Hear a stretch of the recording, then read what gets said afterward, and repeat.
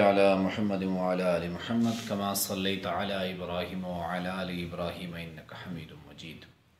अल्लाहुम्मा बारिक अला मुहम्मद व अला आलि मुहम्मद कमा बारकता अला इब्राहीम व अला आलि इब्राहीम इन्नका हमीदुम मजीद। लाखों करोड़ों दरूद व सलाम इमामुल अंबिया शाफ़ी महशर मुहम्मद मुस्तफ़ा सल्लल्लाहु अलैहि वसल्लम और उनकी आल तय्यबीन ताहिरीन पर।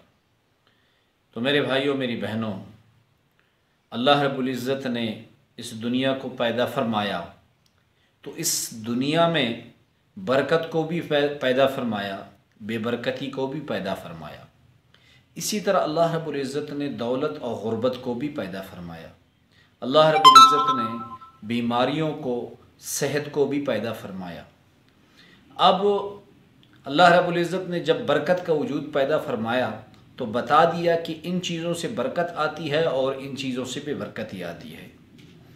दूसरी बात यह है कि जिस तरह इंसान माल और दौलत इख्तियार करने के लिए असबाब इख्तियार करता है, जैसे कोई तिजारत करता है, कोई अच्छी नौकरी करता है, इसी तरह वज़ाइफ के ज़रिए हलाल दौलत मांगना ये भी असबाब के ज़रिए से ही दौलत मांगना है।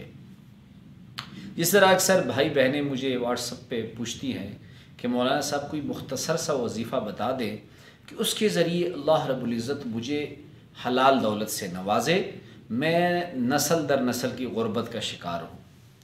तो मैं आपको आज एक मुख्तसर वजीफ़ा बताना चाहता हूँ। आपने नाम सुना होगा जुनैद जमशेद रहमतुल्लाह अलैह का। तो जुनैद जमशेद रहमतुल्लाह अलैह वो एक सिंगर थे, ऐश व अशरत की ज़िंदगी गुजार रहे थे।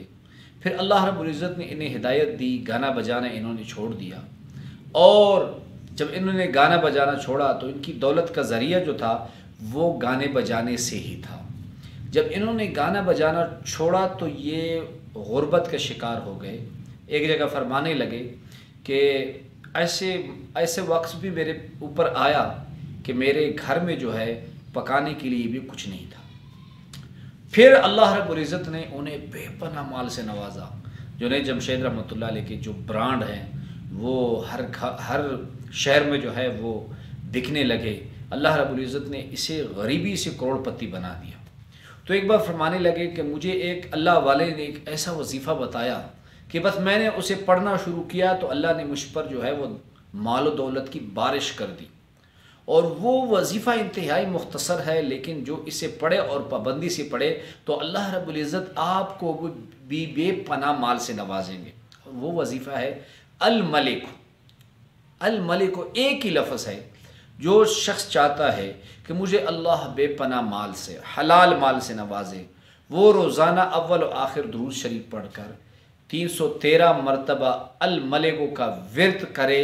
अल्लाह रब्बुल इज़्ज़त इसे इतनी दौलत देंगे और गैब से इसी दौलत देंगे कि ये भी हैरान रह जाएगा, इसके आसपास रहने वाले भी हैरान रह जाएंगे कि इतनी गुर्बत में पैदा हुआ, माँ बाप भी गरीब, ख़ानदान भी गरीब, अल्लाह ने इसे बेपनाह माल कैसे नवाजा। तो आपने या मलिक को 313 मरतबा पढ़ना है। आप पढ़ें, फिर तमाशा देखें कि अल्लाह रब्बुल इज़्ज़त कैसे आप पर दौलत की बारिश फरमाता है।